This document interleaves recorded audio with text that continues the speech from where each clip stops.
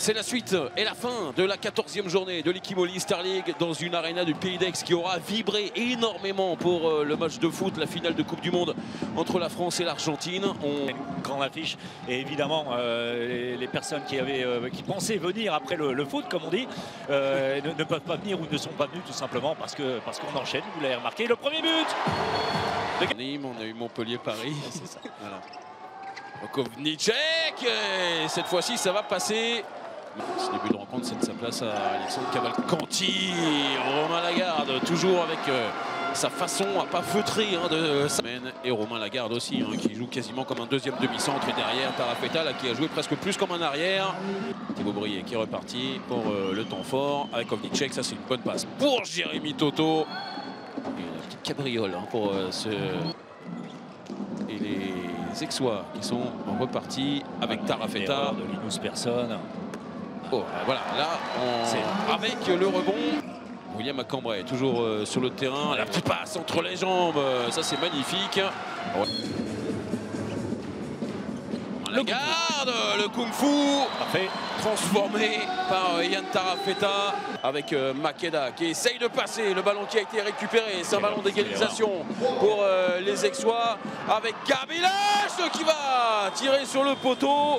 C'était le ballon pour revenir à égalité juste avant la mi-temps. On reste donc avec cet avantage nantais, mais un avantage vraiment minime.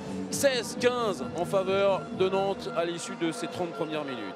Lagarde qui maîtrise ce genre de geste, William Acambray, également Nicolas Clerc qu'on n'a pas encore vu. Vous disiez, ça c'est bien fait, le travail préparatoire.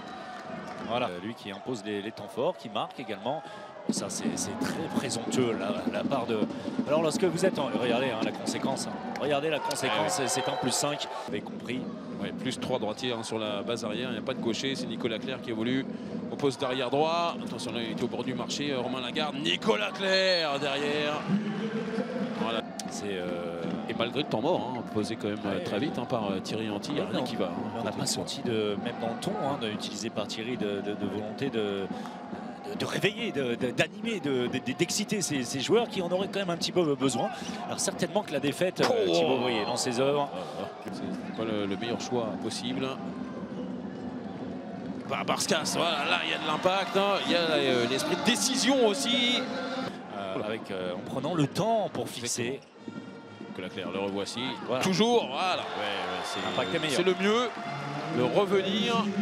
C'est théâtral aussi, le ballon récupéré. Thibaut Brié, il était revenu sur le terrain. Et Linus Persson dans son face-à-face qui va mettre le ballon en plein du cadre, collé carrément dans le but. Et ce sont 11 000 Nantais en plus, donc ça va pousser derrière le H. Ça c'est un très bon tir aussi. Il fait une excellente seconde période. Linus. 7 mètres. Gustave qui est entré dans les buts.